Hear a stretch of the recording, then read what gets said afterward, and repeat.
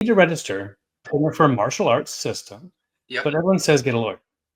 No, listen to them. I don't have the money right now for a lawyer. Is it possible to do it myself through the USPTO? What about internationally?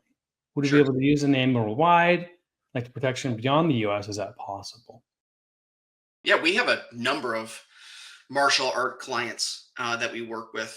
But so yeah, you can basically register the education, training, martial arts services that you provide under your moniker, right? So whatever your studio dojo name is, right, you could register that name potentially if it's not already been registered or something similar to it with USPTO. Do you need a trademark attorney? No, you don't technically. If you have the money, yeah, it's probably a good investment, right? I think we can provide a lot of good value for clients. But there's a lot of folks who file their trademarks without attorneys.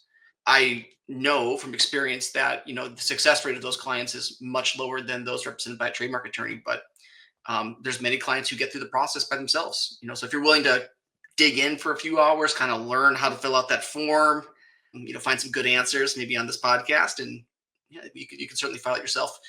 Yeah. Now, if you don't have money for an attorney, you're definitely not going to have money for filing abroad because that gets crazy pants expensive. So Okay.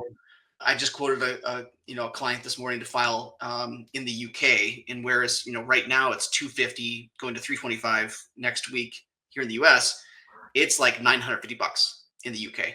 So it gets crazy expensive when you go abroad. The USPTO trademark filing fees per class going from what to what? 250 to 325. No, I'm sorry, 250 to 350. Excuse me. Oh, that's a big jump. That's a jump. I'm Oh, still really? learning. I'm still learning here on the new Okay. price. It's funny, I spent my career, last 13 years, memorizing all these weird random numbers, right? For Yeah. cancellation, opposition filings, petitions to revive. I mean, Section 8, Section 9, 15, all these different numbers, right?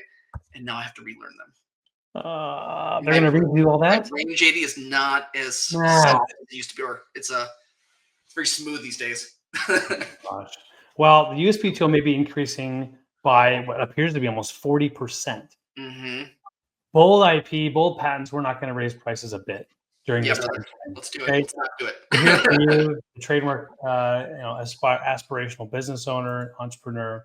Let's hope that money goes to good causes. Hopefully, get that trademark pendency Oh down. My gosh, yeah, goodness. wouldn't that be great? I hope that's what they're doing with it because Yeah. folks who filed trademarks recently in the last 4 years know that it's gone from like 3 months to first examination to 8.5 now. I think it's come down to 8.5 from 10 months. Okay. Yeah. Still too long though. But yeah, it is a significant price increase. So Yeah, it is. That is. It is. The last part of that question, I want to make sure we catch. You mentioned internationally is expensive. yeah, Now, like patents, I assume it's the same on trademarks where there is no worldwide filing. correct. You've got to Correct. file discrete countries. Is that the Yeah, same?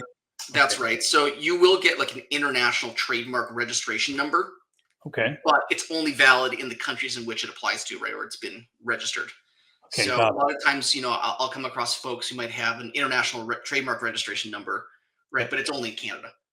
It just depends on how the trademark was filed, where it was filed, when it was filed. Did they use the Madrid Protocol?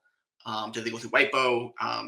Lots of reasons why you might have an international trademark that only applies to a couple countries. It's expensive out there. I mean, if you go out to UAE, I just submitted a couple applications for a client to UAE, and I believe it was $5,000 in legal fee, in government fees. Government fees. Wow. Yep. Goodness. Well, Something that's one. that's like close to $2,500 per trademark, something like that, I believe. Okay. And that's not legal fees. That's the administrative. Yeah, that's just government Fees. fees. I mean, I think those were more than the legal fees, to be totally honest. Yeah, it sounds pricey.